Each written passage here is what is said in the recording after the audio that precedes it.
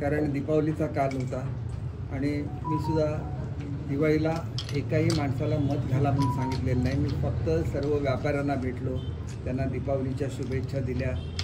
आणि एक गोष्ट आपण नेहमी लक्षात ठेवलं पाहिजे की राजकारण हे लोकांच्या हितासाठी असलं पाहिजे. हल्ली एक राजकारणामध्ये नवीन पद्धत रूढ होऊ पाहते, ती म्हणजे रॉंग नॅरेटिव्ह सेट करायचं आणि त्याच्यावर आपली पोळी भाजून घ्यायची.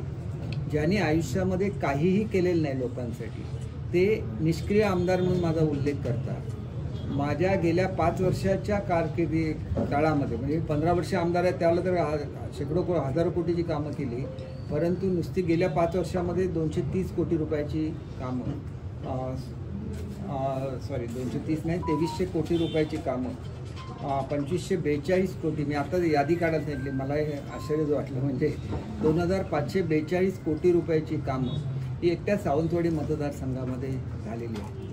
ज्या ठिकाणी लोक जाऊन कार्यक्रम घेतात त्या जगन्नाथराव भोसले उद्यानामध्ये बसून ते म्हणतात की दीपक केसरकरनी काय केलं. ते जगन्नाथराव भोसले उद्यानसुद्धा मीच बांधलेलं आहे, त्याला जगन्नाथराव भोसले उद्यान नावसुद्धा मीच दिलेलं आहे. ज्या ठिकाणी बाबासाहेब आंबेडकर आले होते आणि त्यांची ऐतिहासिक सभा झाली की त्या ठिकाणी एका दलित माणसाच्या हस्ते चुकून हत्या झालेली होती. बापूसाहेब महाराजांनी त्याला हत्येबद्दल फाशी दिली आणि नंतर ज्या पद्धतीने बाबासाहेबांनी बाजू मांडली ती लक्षात घेऊन त्यांनी त्याची फाशी माफसुद्धा केली. हा सावंतवाडी संस्थांचा इतिहास आहे.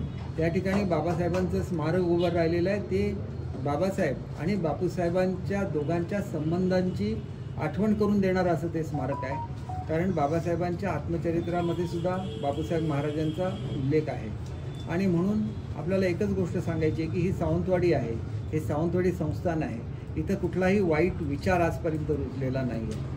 आणि त्याच्यामुळे आपल्याला सांगायचं की प्रत्येक ठिकाणी, माझ्या मतदारसंघामध्ये वेंगुर्ल्यासारख्या शहरामध्ये कॅन्डी डिस्पेन्सरी होती, आज तिथं सुसज्ज हॉस्पिटल झालेलं आहे. दोडामार्गला हॉस्पिटल होतं, ते हॉस्पिटल तिथं असतानासुद्धा तिथल्या लोकांना गोव्याला जायला लागतं, म्हणून तिथं जवळजवळ 24 कोटी रुपये खर्च करून नवीन हॉस्पिटल होतं आहे. दोडामार्गमध्ये नवीन पंचायत समितीचं इमारतीचं काम प्रगतीपथावर आहे. सावंतवाडीला पंचायत समितीची इमारत मंजूर आहे. आपल्या वेंगुर्ल्याला नवीन पंचायत समितीची इमारत बांधून दिली. तिन्ही ठिकाणी ITIच्या इमारती उभ्या केल्या. अशी एकही गोष्ट नाही की जे प्रत्येक तालुक्यामध्ये नाही. क्रीडा संकुलाची कामं तिन्ही तालुक्यामध्ये चालू आहेत. सावंतवाडीमध्ये 5 कोटीचं चालू आहे, 3.5 कोटीचं दोडामार्ग तालुक्यामध्ये चालू आहे. वेंगुर्ल्याच्या कामसुद्धा पूर्ण झालेलं आहे, त्यामुळे वेंगुर्ल्याचं उद्घाटनसुद्धा मी स्वतः केलेलं आहे. आणि म्हणून एक गोष्ट लक्षात घेतली पाहिजे की जी तरुण पिढी आहे त्यांना माहिती नव्हतं की पूर्वी सावंतवाडी शहर कसं झालेलं होतं. संपूर्ण मोती तलावाभोवती स्टॉलचा विळखा झालेला होता. सगळे स्टॉल्स काढले, त्या ठिकाणी इंदिरा गांधी व्यापारी संकुल बांधलं, तिथं सर्वांचं पुनर्वसन केलं. आणि आता ज्या ठिकाणी स्वतः संत गाडगे महाराज आले होते आणि त्यांच्या नावाने नगरपालिकेने जे मंडई बांधली होती ती जुनी झाल्यानंतर तिथं अत्यंत अद्ययावत अशी मंडईचं काम चालू आहे. आणि शहराचा जो पार्किंगचा प्रॉब्लेम आहे तो सुद्धा सॉल्व्ह होणार आहे, कारण या संपूर्ण मंडईच्या खाली अंडरग्राऊंड पार्किंगची व्यवस्था केलेली आहे. एका छोट्या छोट्या प्रत्येक गोष्टीमध्ये मी काळजी घेत असतो की कशा रीतीने सुविधा वाढतील. या ठिकाणी नवीन मटन मार्केट मंजूर केलेलं आहे, महिलांसाठी रोजगार निर्मितीचं केंद्र मंजूर केलेलं आहे. सगळ्याची बांधकामं प्रगतीपथावर आहे. आमच्याकडे स्टेडियम जुनं झालेलं होतं, त्याच्यामध्ये वाद होते. जी मूळ इमारत आहे ती एका संस्थेची आहे, त्याच्यामुळे रमाकांत आचरेकर साहेबांच्या नावाने तिथं नवीन ड्रेसिंग रूम बांधायचं काम चालू आहे. 5 कोटी रुपयाचं अद्ययावत असं क्रीडा संकुल बांधायचं काम चालू आहे.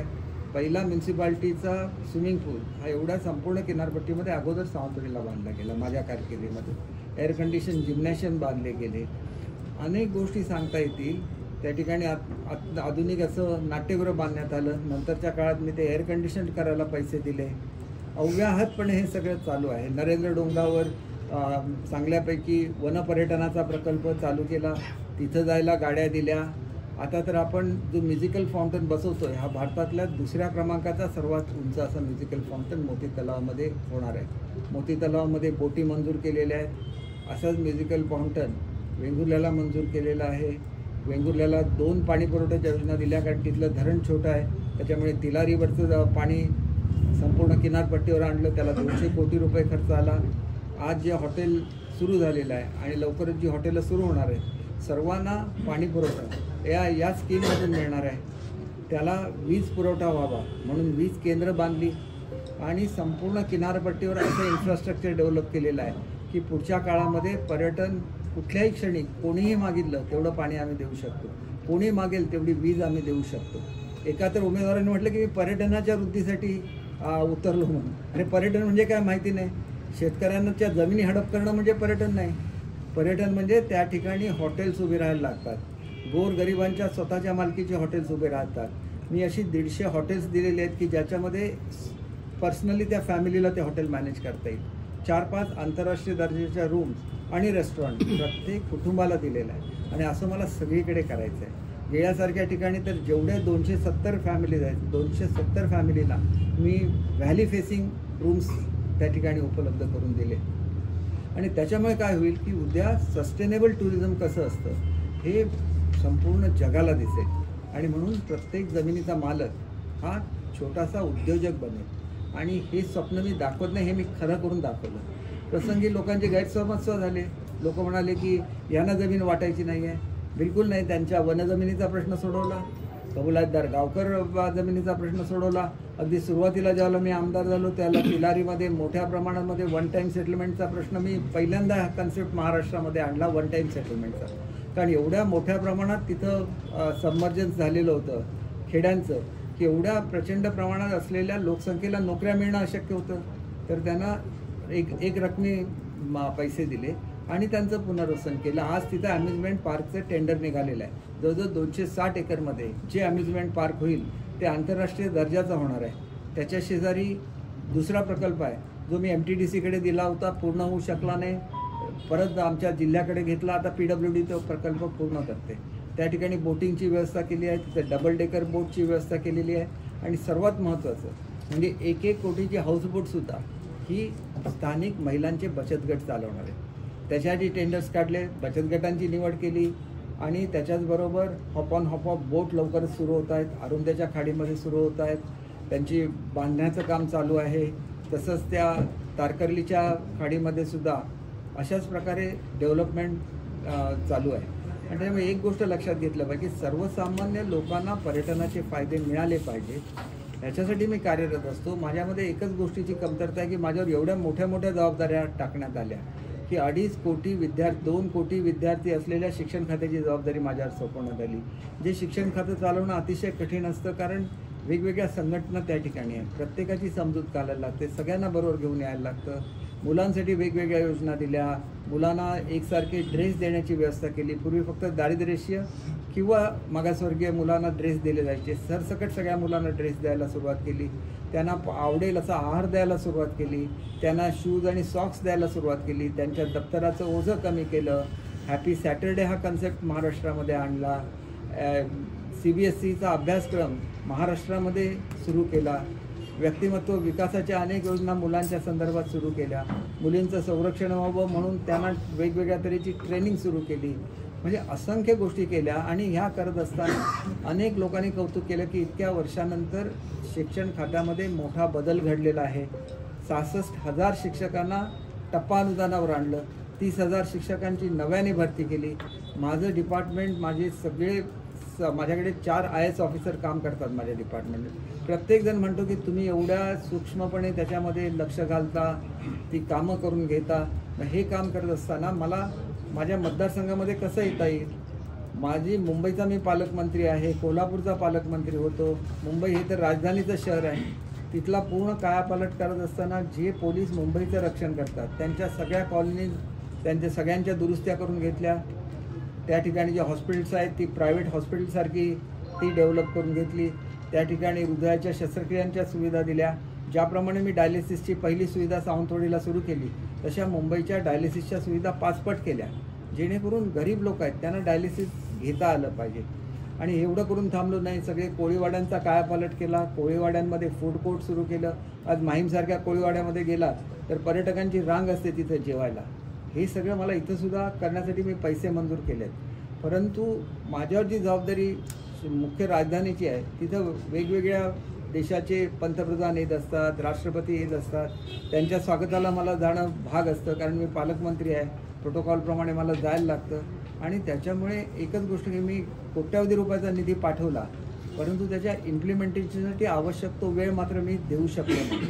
आणि त्याच्यामुळे हे करत असताना जसा मराठी भाषेला न्याय दिला, मराठी भाषेचं पहिलं मराठी भाषा धोरण 16 वर्ष होऊ शकलेलं नव्हतं, ते मराठी भाषा धोरण दिलं. अभिजात दर्जा प्राप्त व्हावा म्हणून मुख्यमंत्री उपमुख्यमंत्र्यांच्या सहकार्याने सातत्याने दिल्लीबरोबर पाठपुरावा करून अभिजात भाषेचा दर्जा मराठीला मिळवून दिला.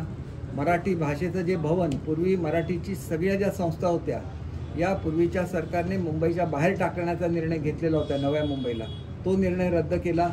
भव्य असं मराठी भाषा भवन 2 डिपार्टमेंटच्या जागा मी अधिकच्या दिल्या त्यांना, आणि भव्य असं मराठी भाषा भवन त्या ठिकाणी साकार होत आहे.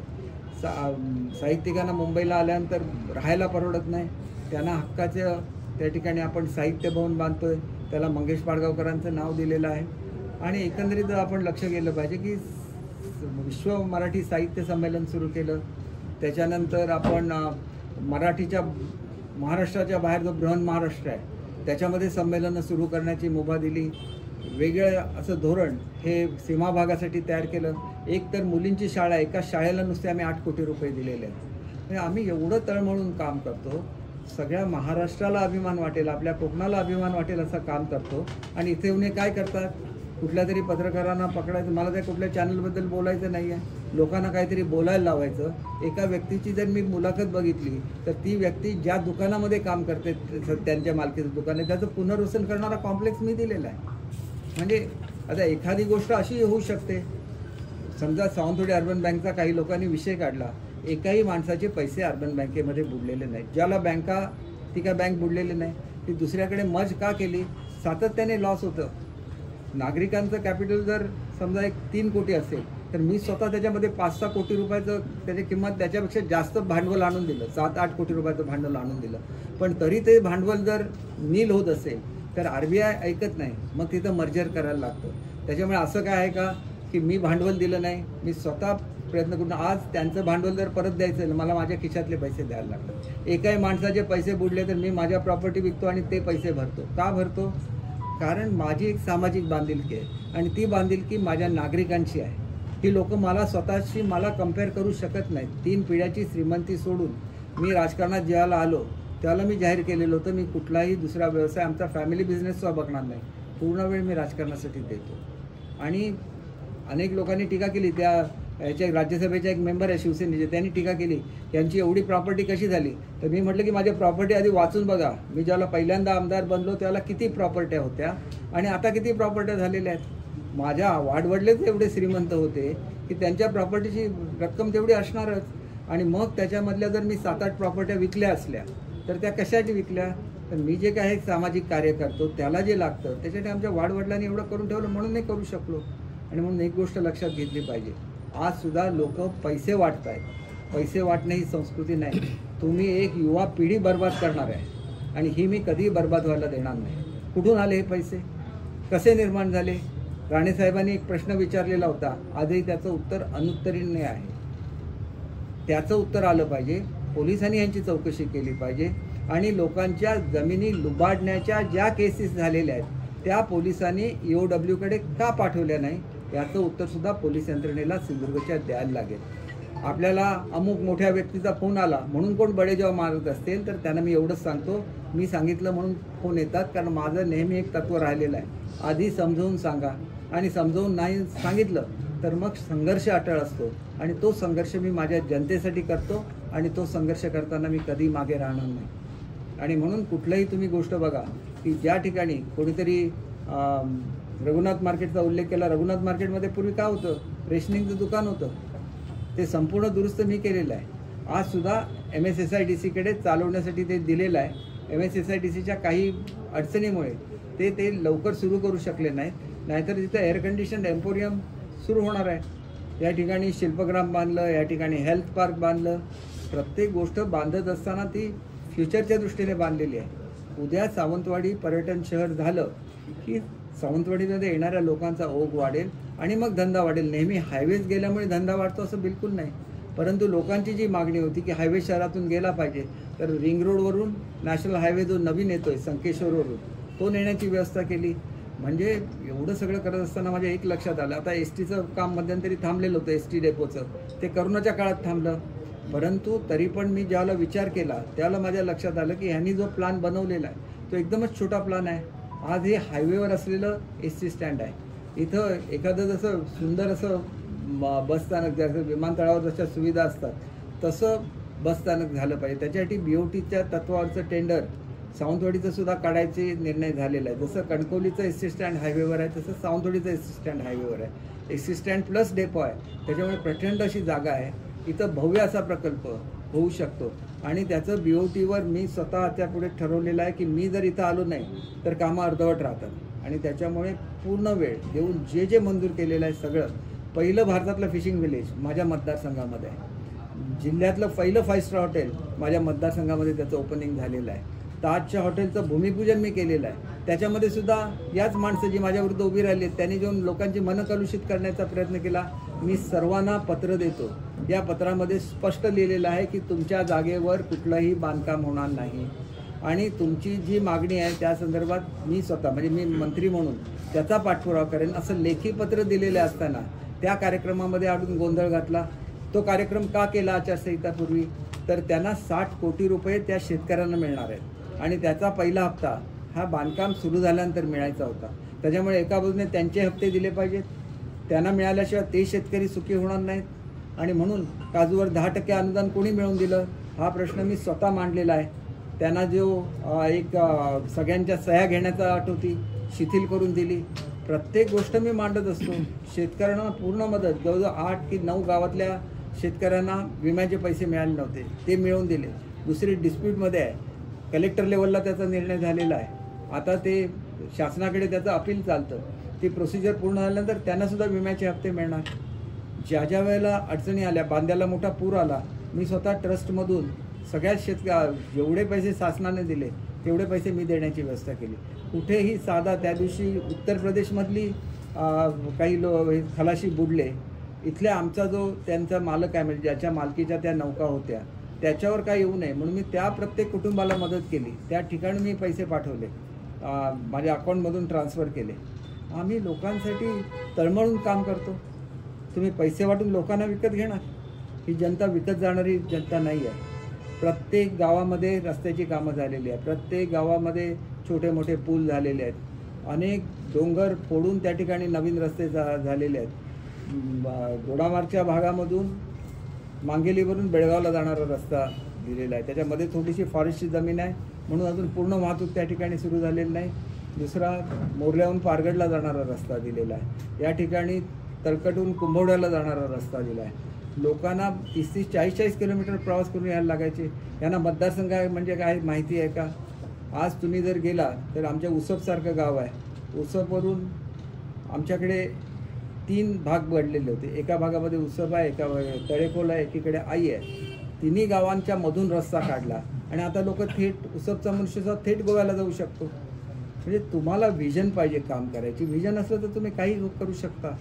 बांबर्ड्याचा पूल छोटंसं गाव आहे तिथं पूल होऊ शकत नव्हता. इथं मठ नावाचं गाव आहे तिथं जाऊन ते माझ्या एका विरोधी उमेदवाराने जाऊन नारळ फोडला. त्याला हे सुद्धा माहिती नाही की ते हायवेचं डायव्हर्शन होतं त्याच्यामुळे तिथं पूल होऊ शकत नव्हता. मी नाबार्डला 5 वर्ष लागली मला तो पूल मंजूर करून घ्यायला आणि हे गृहस्थदाराने नारळ फोडतात. अरे किती दिशाभूल कराल लोकांची. काय परिस्थिती आहे तुमची काय.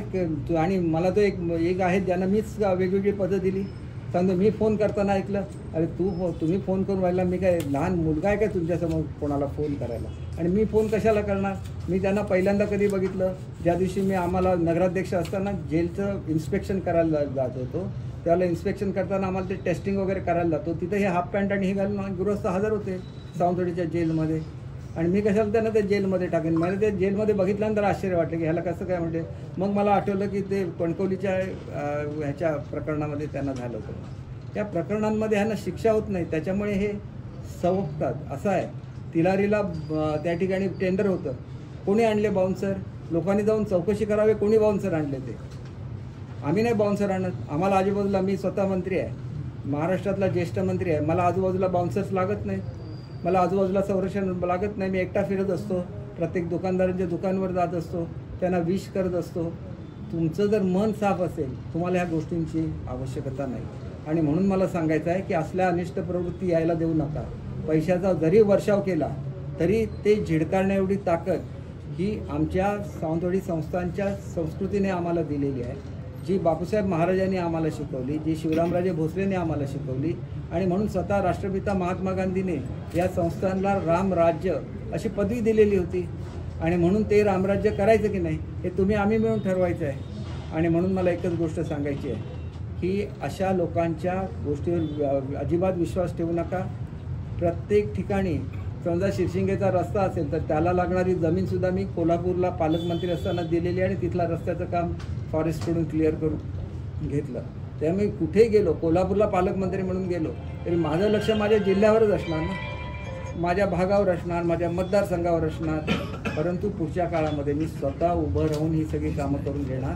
मी येतानासुद्धा मुख्यमंत्री महोदयांना विनंती केलेली आहे, याच्या पुढे जबाबदारी टाकायची असेल तर कोकणातल्या विभागांची जबाबदारी माझ्यावर टाका, कोकणाची काहीतरी जबाबदारी द्या, जेणेकरून मी सातत्याने माझ्या भागामध्ये येऊ शकेन, माझ्या लोकांना भेटू शकेन.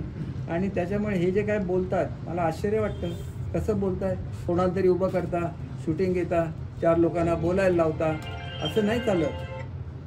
सावंतवाडी कशी होती, सावंतवाडी आता कशी आहे, वेंगुर्ला पूर्वी कसं होतं, वेंगुर्ला आता कसं आहे, दोडामार्ग पूर्वी कसं होतं, आता कसं आहे, हे सगळं बघितलं पाहिजे. तिथं किती नवीन इमारती होत आहेत, दोडामार्गला नवीन नाट्यगृह होतं आहे, दोडामार्गची जी पाणी पुरवठा आहे त्याला फिल्ट्रेशन प्लांट नव्हता, फिल्ट्रेशन प्लांट दिलेला आहे. प्रत्येक गोष्ट माझ्या डोक्यामध्ये असते आणि त्याच्यासाठी मी निधी मंजूर करून घेत असतो. त्याच्यामुळे एकच गोष्ट राहिलेली आहे सावंतवाडीच्या बाबतीत, ती म्हणजे इथली ड्रेनेज सिस्टीम. ड्रेनेज सिस्टम जर आम्ही रेग्युलर ड्रेनेज सिस्टीम केली तर घराची घरपट्टी दुप्पट होते. हे लक्षात घेऊन पहिली डिसेंट्रलाइज सिस्टम ही सावंतवाडी शहराला मंजूर केलेली आहे आणि ती एन्व्हायरमेंट डिपार्टमेंटने स्पेशल केस म्हणून मंजूर केलेली आहे. त्याच्यावर निरीची जगविख्यात संस्था आहे, ही निरी त्याच्यावर काम करत आहे आणि येत्या 1-2 वर्षामध्ये हे सगळं पूर्णसुद्धा काम होईल. पुढच्या काळामध्ये पर्यटनाचा व्यवसाय सिंधुदुर्गमध्ये वाढला पाहिजे, याच्यासाठी मी कटिबद्ध आहे. 2 5 स्टार हॉटेल फक्त माझ्या मतदारसंघामध्ये होऊन चालणार नाही, जिल्ह्यामध्ये सगळीकडे झाली पाहिजे. निवास न्याहारी योजनेला पहिल्यांदा अनुदान द्यायला सुरुवात केलं. फुलपाखरांचं गाव त्या ठिकाणी सुरू केलं, कवितांचं गाव सुरू केलं. वेगवेगळ्या गोष्टी करायला एक दृष्टी लागते आणि ती दृष्टी घेऊन आपल्याला हा सगळा विकास करायचा आहे. त्याच्यामुळे मला कोणावरही टीका करायची नाही. एक पॉझिटिव्ह विचार घेऊन आम्ही सगळे काम करतो आहे. नाहीतर एवढ्या वर्षात कबुलातदार गावकरचा प्रश्न का सुटला नव्हता, मीच तो कसा सोडवू शकलो, याच्यासाठी तुम्हाला सातत्याने पाठपुरावा करायला लागतो. तिथं असलेल्या वनजमिनीचा प्रश्न मी का सोडवू शकलो, कारण त्याचा सातत्याने पाठपुरावा करायला लागतो. मल्टी स्पेशालिटीचा सोसाया मी मिळवणार, त्याच्यामध्ये थोडंसं आपापसामधल्या गैरसमजामुळे सर्वांच्या सह्या व्हायच्या राहिलेल्या आहेत. पण कॅबिनेटचा ठराव तर झालेला आहे.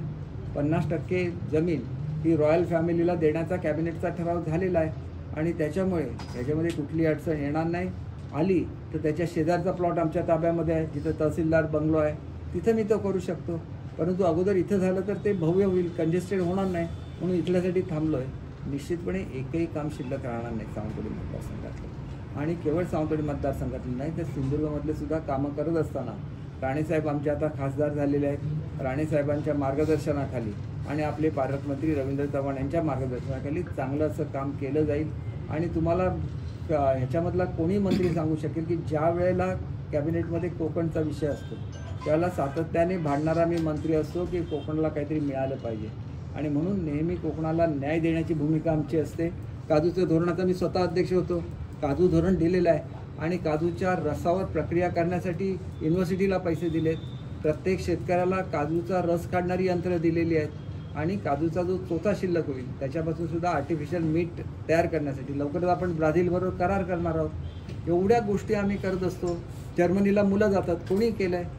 एवढी वर्ष 25, 18 की 19 वर्ष स्टुटगार्ट आणि मुंबई सिस्टर सिटीज आहेत.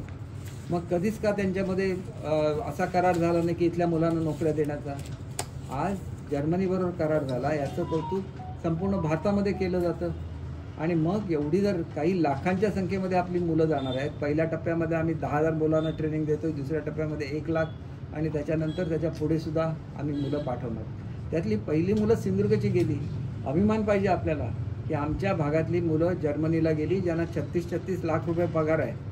आपल्या आईवडिलांना जरी 5 लाख रुपये त्यांनी पाठवले वर्षाला तरी आईवडील किती सुखी होतील ह्याचा विचार करा. आणि म्हणून दूरदृष्टीने बघा. कुठलंही काम जे अतिशय वेगाने चालू आहे, खरं तर मला वाटतं की एवढं काम केल्यानंतर बिनविरोध निवडून द्यायला पाहिजे होतं, परंतु बिनविरोध राहिलं विरोधाला विरोध, विरोधाला विरोध, विरोधाला विरोध, हे चालतं आणि ह्याच्यामागे स्वतःचा स्वार्थ, ह्याच्या पलीकडे काही नाही. वाढत्या किमती, जमिनीच्या किमती, ह्याच्या पलीकडे काय नाही. गोव्याच्या जवळ सावंतवाडी आहे, ह्याच्या पलीकडे काय नाही. मोपा एअरपोर्ट झाला, त्याच्यामुळे लोकांची दृष्टी त्या जमिनीवर आहेत, त्या ह्याच्या व्यतिरिक्त काय नाही. आणि तुम्हाला मी एक गोष्ट सांगतो, भारतातल्या कुठल्याही माणसाला सिंधुदुर्गमध्ये येऊन जमीन घेण्याचा अधिकार आहे, परंतु त्यांनी ज्या दराने जमीन खरेदी केली तो दर त्या शेतकऱ्याला मिळाला पाहिजे. त्यांच्याकडून घ्यायचे कोट्यावधी रुपये आणि शेतकऱ्यांच्या हातावर काही टिकल्या हे करायच्या लाख रुपये आणि त्यांची खोट्या पॉवर ऑफ अटर्नीज घ्यायच्या. स्वतःच्या नावावर जमिनी किती केसेस आहेत जाऊन बघा आणि मग तुम्हाला कळेल की लोकांच्या, शेतकऱ्यांच्या आसरूने भिजलेले पैसे आहेत. अजिबात स्वीकारू नका ते. आणि अशा लोकांना आपल्या गावामध्ये यायला सुद्धा देऊ नका. आधी विचारा की त्या शेतकऱ्यांचं काय केलं. शेतकरी आज काल मला कळलं की अरुंद्याच्या शेतकऱ्यांना 1-1 लाख रुपये आता आणून दिले कारण त्यांनी परत कंप्लेंट करू नये म्हणून. अजिबात विकू नका. आधी चौकशी करा की किती रेटला या जमिनीचा खरा दर काय, कंपनी किती दराने ह्या जमिनी देणार आहे आणि तेवढे पैसे आमच्या शेतकऱ्याला गेले पाहिजे. तुमचं कमिशन घ्या ना, तुम्ही एजंट आहे ना, घ्या 10% कमिशन. शेतकऱ्याला का लुबाडता. शेतकऱ्यांनी एक निर्धार केला पाहिजे, असल्या अनिष्ट प्रवृत्तीनं आम्ही जमिनी विकणार नाही. आम्हाला जो रेट, ते मग साऊथ इंडियामधली कंपनी असून दे, नॉर्थ इंडियामधली कंपनी असून दे, जो रेट आहे तो आम्हाला मिळाला पाहिजे. तुमचं कमिशन रितसर काय ते घ्या. याच्या पलीकडे काय, तुम्हाला व्यवसाय करायला कोणी बंदी केलेली आहे. लोकांना फसवायचं, खोट्या पॉवर ऑफ अटर्नीज करायच्या आणि लोकांच्या जमिनी आपल्या किंवा आपल्या भावाच्या नावाने करून घ्यायच्या. कुठला न्याय आहे हा. आणि त्याच्यामुळे असल्या अनिष्ट प्रवृत्ती यांना थारा देता कामा नये, नाहीतर शेतकरी पूर्णपणे या ठिकाणी लुबाडला जाईल. एवढं मला सांगायचं आहे. त्याच्यामुळे मी काय कोणाचं नाव घेणार नाही. लोकांना काय समजायचं ते समजतं, कोण पैसे वाटतं ते समजतं, बाउन्सर आणणारा कोण आहे ते समजतं. त्याच्यामुळे ते बाउन्सर आणणारे त्यांना बाउन्सर त्यांचे लखलाभ हो. या लुबाडणारा मात्र शेतकऱ्यांच्या जमिनी लखलाभ व्हायला देणार नाही. शेतकऱ्यांना त्यांचे पैसे त्यांना पोचवणार, एवढं आपल्याला मी सांगतो. आपले सगळेजण आपण नेहमी मला सहकार्य करता, ह्याच्याबद्दल आपल्या सगळ्यांचे आभार मानतो. आणि आमच्याकडची दिवाळी ह्याच्याशिवाय संपत नाही, रथसप्तमी झाल्याशिवाय. त्याच्यामुळे सर्व नागरिकांना पुन्हा एकदा दीपावलीच्या शुभेच्छा देतो. 1-2 दिवसामध्ये माझी पत्रकं निघतील आणि त्याच्यामधून सगळी वस्तुस्थिती ही तुमच्यापर्यंत येईल आणि तुमच्या लक्षात येईल की विकासामध्ये आपण कुठेही कमी नव्हत, आपण 1 नंबर लावतो. भाई, आज विशाल परब यांच्यावर काल पक्षाने 6 वर्षासाठी कारवाई केली आहे. कसं पाहता येते आपण? नाही, हे निलंबन पूर्वीच व्हायला पाहिजे होतं. आणि ती एक व्यक्ती अशी आहे की एखाद्या माननीय व्यक्तीला मी सांगितलं की तुमच्या पक्षामध्ये काम करणारा कार्यकर्ता ह्याला मागे घ्यायला सांगा म्हणून, तर तो काय करतो, त्यांचे टेप करतो आणि टेप करून लोकांना वाचून दाखवतो. म्हणजे जणू का आपण ग्रेट आहे. अरे मी सांगितलं म्हणून तुला फोन केला, नाही तर तुला कोण फोन सुद्धा नाही करणार. किंमत काय, आधी विचार करा. महाराष्ट्रामध्ये मुख्यमंत्र्यांच्या बंगल्याच्या बाहेर जाऊन 4-4 तास बसून भेट न घेता आलेला मनुष्य तुला उपमुख्यमंत्री कशाला फोन करणार. मी सांगतो, मला शब्दाला किंमत आहे. मी काहीतरी आज आपल्या महायुतीसाठी केलेलं आहे. एक प्रवक्ता म्हणून माझी कामगिरी आहे, म्हणून मला त्रास होऊ नये म्हणून ते तुम्हाला फोन करतात, नाहीतर कशाला फोन केला असता सांगा. आणि म्हणून हे बघा, मी तुम्हाला एक सांगतो की गैरसमज जो निर्माण केला जातो की मी BJPचा आहे, BJPचा वगैरे काही नाही. 6 वर्षासाठी हकलपट्टी झालेली आहे आणि बरोबर कोण गेला तर BJP एवढा शिस्तीचा पक्ष आहे, त्यांची सुद्धा हकलपट्टी केल्याशिवाय ते राहणार नाही. आणि त्याच्यामुळे मला एवढंच सांगायचं आहे की BJPचे आणि माझे अतिशय जवळचे संबंध आहेत. आज BJPच्या जिल्हाध्यक्षांनी जी कारवाई केली त्याच्याबद्दल मी जिल्हाध्यक्षांचं मनापासून अभिनंदन करतो. आणि त्याच्यामुळे एक संदेश सगळ्यांना गेला पाहिजे की खोटी नावं कोणाची वापरता येणार नाही. जोपर्यंत माघार घेतली असती पक्षश्रेष्ठींचं ऐकून, आम्ही त्या ठिकाणी कसं तुला सुधारायचं व्यवस्था केली असती. परंतु आता संघर्ष व्हायचा, संघर्ष होणार. आणि संघर्ष करत असताना अशा अनिष्ट प्रवृत्तीला कशा रीतीने बाजूला ठेवायचं याच्यासाठी माझा हा संघर्ष निश्चितपणे राहणार. माजी केंद्रीय मंत्री आणि सध्याचे खासदार नारायण राणे यांनी भर सभेत काही लोकांवर ब्राऊन शुगरचे आरोप केलेले आहेत. तर आपल्याकडे सर्व सत्ता स्थानं असताना त्या माणसावर अद्यापर्यंत कारवाई का झाली नाही? हे बघा, ब्राऊन शुगरसारखं वाईट काही असू शकत नाही. व्यसनाने संपूर्ण पिढी बर्बाद होते. त्याच्यामुळे हा राक्षस कोण आहे याचं चौकशी करायचं काम हे पोलिसांनी करायला पाहिजे होतं. राणे साहेबांसारखा खासदार जबाबदारीने ज्यावेळेला बोलतो त्यावेळेला हा पैसा जर ब्राऊन शुगरमधून येत असेल तर लोकांनी त्याचा विचार केला पाहिजे आणि पोलिसांनी सुद्धा ताबडतोब चौकशी करून या ब्राऊन शुगरचा व्यापार करणारा जो कोणी असेल, मला कोण आहे माहिती नाही, त्याच्यावर कारवाई केली पाहिजे असं मला वाटतं.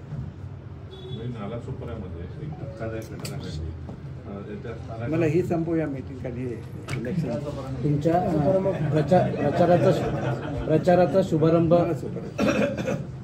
हो नका, नंतर बोला ना मध्ये. आता हे इलेक्शन, प्रचाराचा शुभारंभ, इलेक्शन महत्वाचं आहे, प्रचाराचा शुभारंभ महत्वाचा आहे.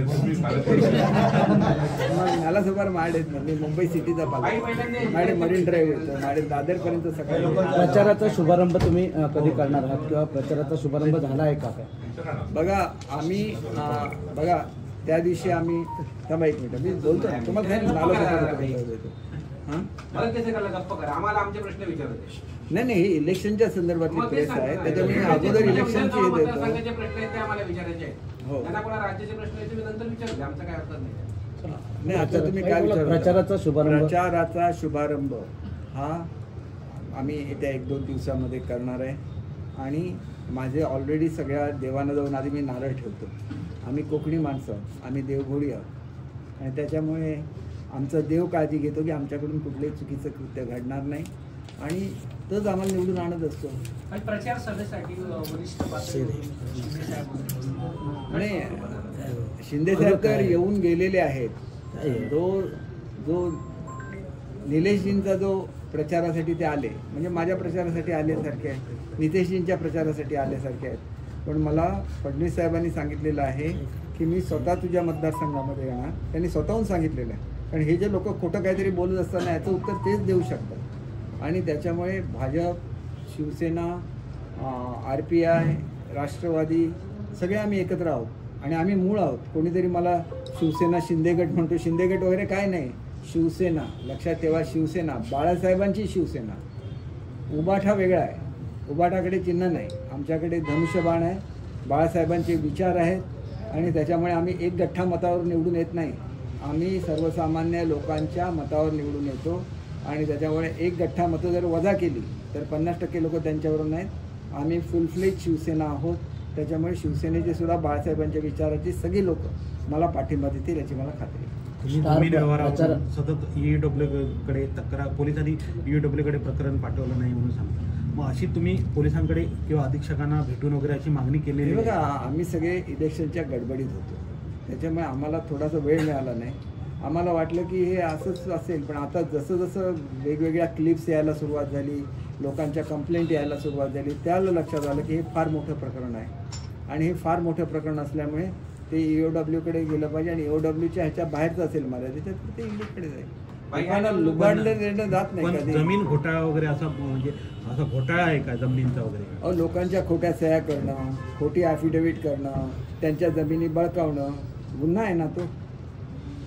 आणि असे गुन्हेगार जर लोकप्रतिनिधी बनायला लागले तर मग अडचण होईल. त्याच्यामुळे खरं आहे खोटा हे पोलीस चौकशी करतील, परंतु अर्ज आलेली ती वस्तुस्थिती आहे. दुसरे एक उमेदवार आहेत त्यांच्यावर जे बँकेने हे टाकले त्याच्यामध्ये मनी लॉन्ड्रिंगचा त्यांनी आरोप केलेला आहे. म्हणजे बँकेकडून पैसे घेतले आणि ते दुसरीकडे वळवले असा सुद्धा आरोप केलेला, तो सुद्धा पोलिसांकडे पेंडिंग आहे. त्याच्यावर काय कारवाई केली?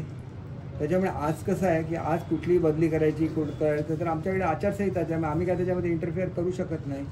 परंतु वस्तुस्थिती आहे ना, त्या ठिकाणी सिंधुदुर्ग बँकेची पोलीस केस त्यांनी FIR दिलेली आहे. काय केलं? काही केलेलं नाही आहे. त्याच्यामुळे मला एकच सांगायचं आहे बघा, कसं असतं आता त्या दिवशी शिरोडाचा प्रसंग घडला, त्याच्यापूर्वी आम्ही सगळी पत्र वगैरे दिलेली होती. पोलिसांची जबाबदारी होती की नाही दोघांना लांब लांब ठेवायची, आपल्यावर कारवाई होईल म्हणून त्यांना नोटिसा दिल्या. मी सांगितलं ताबडतोब एका शेतकऱ्याला नोटीस जाता कामा नये, ताबडतोब बंद करून टाका. मी शेतकऱ्यांच्या बाजूने आहे आणि माझ्या खात्यामध्ये मी भूमिपूजनाला गेल्यामुळे गडबड केली तर मला ते वाटत नाही की मला वाटतं की हे माझी माणसं आहेत, गैरसमजापोटी झालं आहे, त्यांच्यावर कारवाई करू नका. मी ताबडतोब रात्रीच्या रात्री फोन केला, सगळी कारवाई थांबवायला लावली. ही आमची काम करायची पद्धत आहे. त्यांची काम करायची पद्धत लोकांना भडकवणं आहे. लोकांना बघा, हे आग लावतात आम्ही आग विझवतो, हे आग लावतात आणि पोळी भाजून घेतात. आम्हाला असल्या पोळ्या भाजायच्या नाही. देवाने आमची पोटं भरून आम्हाला इथं पाठवलं आहे, त्यामुळे आम्हाला असल्या गोष्टीची आवश्यकता नाही. पण तुमचे मित्र पूर्वी प्रजाने बबनरावांनी म्हटलं की तुम्ही वारंवार निवडणुकीला अनिष्ट प्रवृत्ती म्हणता. स्वतः बबनरावांवरच्या ह्याच्यावर हल्ला झाला होता, त्याला काही झोपले होते का? ऑफिसवर झाला होता ना, आणि अनिष्ट प्रवृत्ती म्हणतात GRDची मोडतोड कोण केली, त्यामध्ये आरोपी नंबर 1 कोण होता आणि त्याच्या मांडीला मांडी लावून बसणार आणि मला गोष्टी सांगणार. आतापर्यंत जी पदं कोणी दिली? मीच दिली ना. कधी आयुष्यामध्ये ह्या पदावर बसू शकला असता का? लोकांनी जरासं हरभऱ्याच्या डाळ्यावर चढवल्याबरोबर नगराध्यक्षपदाचा राजीनामा दिला. नगराध्यक्षपदावर कधी बसू शकले असते का? मी बसवलं ना. म्हणजे थोडी तरी माणुसकी पाहिजे, थोडी तरी केलेल्या उपकाराची जाणीव पाहिजे. मी कधी त्यांच्याविरुद्ध बोललेलो नाही. काय बोलता? वाटेल तसं बोलता. कोणाबद्दल बोलता? ज्या माणसाने आयुष्यभर तुमच्यावर उपकार केले त्याच्याबद्दल बोलता. ही संस्कृती आहे का? तुम्ही सांगता तिथं जर त्यांचं हे नव्हतं तर GRD हॉटेल फोडायला कोण गेलं होतं? तिथं आमच्या वहिनी आहेत, त्या दळवी वहिनी, त्यांचा हात कसा फ्रॅक्चर झाला हे माहिती नाही का? वाटेल ते बोलायचं, वाटेल ते करायचं आणि मी असं सहन करेल असं आता वाटतं का? ते सहन करायच्या पलीकडे मी गेलेलो आहे. त्या सगळ्यांना त्यांची जागा दाखवल्याशिवाय राहणार नाही आणि मला कोणाबद्दल काय वाईट करायचं नाही. त्यांना त्यांच्याबद्दल मी बोलण्याएवढे ते आता मोठे राहिलेले नाही. त्यांचं डिपॉझिट जप्त झालं. नुसतं एकदा नाही, पुन्हा नगराध्यक्ष अपक्ष राहिले त्यावेळेला एकदा डिपॉझिट जप्त झालं. मी समजू शकतो माझ्याविरुद्ध डिपॉझिट जप्त होणार कारण माझं काम त्या ह्याचं आहे. परंतु संजू आणि बाबूच्या विरुद्ध तुमचं डिपॉझिट जप्त झालं आणि काय बोलताय? कोणाला बोलताय? असं नाही चालत. थोडं तरी आपण हे केलं पाहिजे. आणि मी तुम्हाला एक सांगतो बघा, आयुष्यामध्ये मी माझ्या ह्याच्यामध्ये कधी डेड बॉडी ठेवलेली नाही. बबनरावांचे वडील वारले त्याला माझ्या गाडीतून मी त्यांना घेऊन गेलेलो आहे त्यांच्या घरी. थोडी तरी माणुसकी बाळगली पाहिजे. तुमचे व्यक्तिगत संबंध काय? आमच्या घरातल्या एक व्यक्तीसारखं आम्ही तुम्हाला मानलं, व्यक्तीसारखं वागवलं. माझ्या बायकोने तुम्हाला भावाप्रमाणे वागवलं, त्याची तुम्ही ही किंमत देता का? काय थोडीसं माणुसकी नाही राहिली तुमच्याकडे? मला खूप गोष्टी काढायच्या नाही आहेत. मी एकच गोष्ट सांगतो, मी जे करतो मनापासून करतो. ज्यांनी त्यांनी आपल्या स्वभावानुसार वागावं, मला त्याचा कुठलाही आक्षेप नाही. आणि ह्याच्या पुढे अशा लोकांबद्दल मला विचारायचं नाही. मला जे काय विचारायचं माझ्या कामाच्या संदर्भात विचारा, मी त्याची उत्तरं देईन. या निवडणुकीत मोठ्या प्रमाणावर पैशाचा वापर होणार आहे. गोवा मार्गे या ठिकाणी मोठ्या प्रमाणात पैसा येतो अशा अनेकांच्या तक्रारी असतात. याकडे आपण एकाच माणसावर लक्ष ठेवलं तर पुरेसं आहे. त्यांच्या ग्रुपवर दुसरं असं तसंच आहे, परंतु त्याच्यावर थोडं कमी ते लक्ष इलेक्शन नंतर नाही ठेवावं. तुमच्या याला प्रचाराला कोण मोठे माणसं येणार आहेत का? मुंबईत की एकनाथ शिंदे असतील किंवा भाजपचे कोणी येणार आहेत का? मी सांगितलं ना, मला ॲटलिस्ट फडणवीस साहेबांनी सांगितलं की स्वतःहून मी तुमच्याकडे जाईल. त्याच्यामुळे ते येतील त्याची खात्री आहे. बाकी आता अनेक ठिकाणी जायचं. दिवस पण कमी आहे. दिवस कमी मेन आजच्या पत्रकार परिषदेचा उद्देश असा होता की जे खोटं नॅरेटिव्ह तयार करतायत त्याला कोणीही फसू नका.